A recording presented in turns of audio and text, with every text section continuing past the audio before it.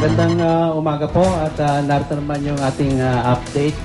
So, lumakas pa ang bagyong Bopa habang patuloy na papalapit sa bansa. Ayon yan sa huling boletin ng Pag-asa, pasado alas 11 kanina. So, nagpapakita na yung bagyong mamayang gabi na inaasahang pumasok ng Philippine Area of Responsibility ang Typhoon Bopa na pangangalan ng bagyong Pablo. Sa datos ng Pag-asa, huli nila itong namataan 1,110 kilometers silangan, timog silangan ng Hinatuan, Surigao del Sur. Patuloy pa rin ang paglakas nito na ngayon ay nasa 185 kilometers per hour at may bugso na ang umaabot sa 220 kilometers per hour. Kumikilos pa rin ito pakanluran, hilagang kanluran at bahagyang bumilis sa 22 kilometers per hour.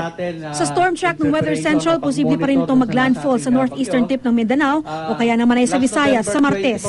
Ito po ang inaasahang magdadala ng mga pag-ulan ngayong linggo sa iba't ibang lugar sa bansa, lalo na sa Visayas at Mindanao at maging sa ilang bahagi ng Luzon. Ayon sa Pag-asa, magiging delikado raw ang eastern seaboard para sa mga maglalayag.